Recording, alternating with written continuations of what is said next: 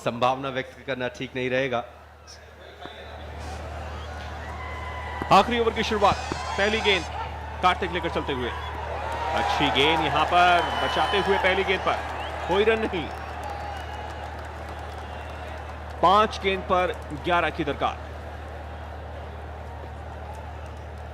चिंतित कप्तान, अगर लंबी लंबी सांसें लें और इस मैच का आनंद उठाएं।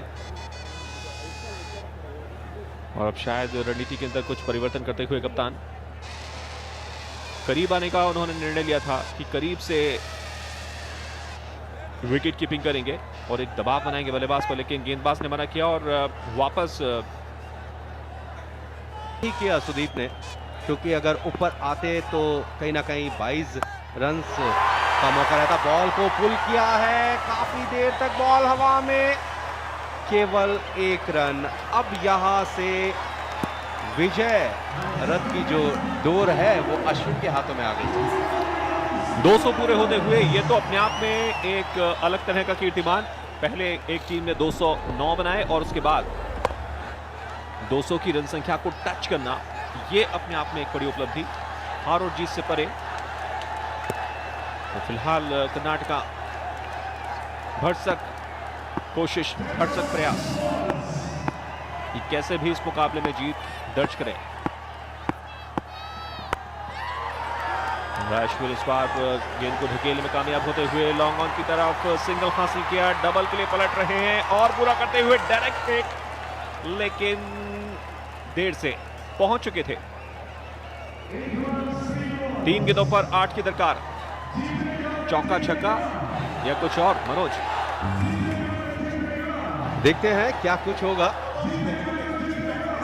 तेलुगु वॉरियर्स को 8 रनों की आवश्यकता है, लेकिन सबसे खास बात यह कि तेलुगु वॉरियर्स को अगर सेमीफाइनल मैच खेलना है तो इस मैच को जीतना बेहद जरूरी। टीम के कप्तान अखिल और साथ में उनके पिता वेंकटेश, देखिए किस तरीके से नॉन स्ट्राइकिंग एंड पर सीधा थ्रो लगा था, अप्रूट हो गए थे स्टंप्स। फिलहाल अश्विन 73 के व्यक्तिगत योग पर 28 गेंदों का सामना किया है।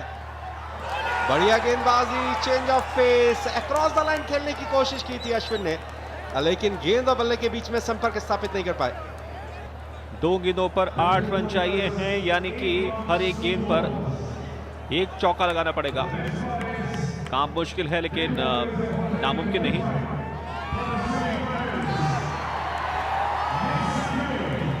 और वेंकटेश काफी हद तक आश्वस्त, क्योंकि अगले राउंड में तो उनकी टीम पहुंच चुकी है।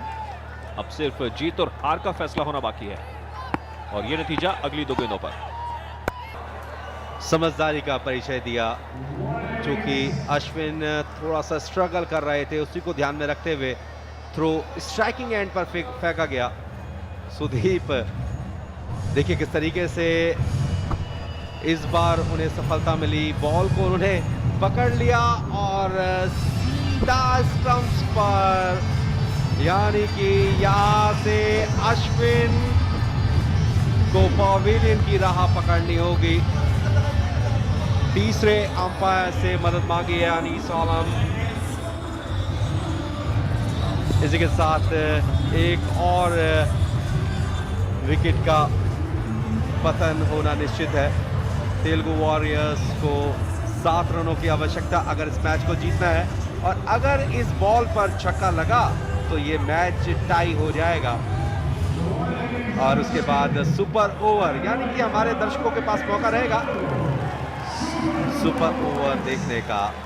देखिए किस तरीके से अभी भी बातचीत चल रही है फील्ड अंपायर्स के बीच में। तेलुगु वॉरियर्स को आवश्यकता 7 रनों की इस मैच को जीतने के लिए। बेहद रोमांचक संघर्षपूर्ण ये मैच।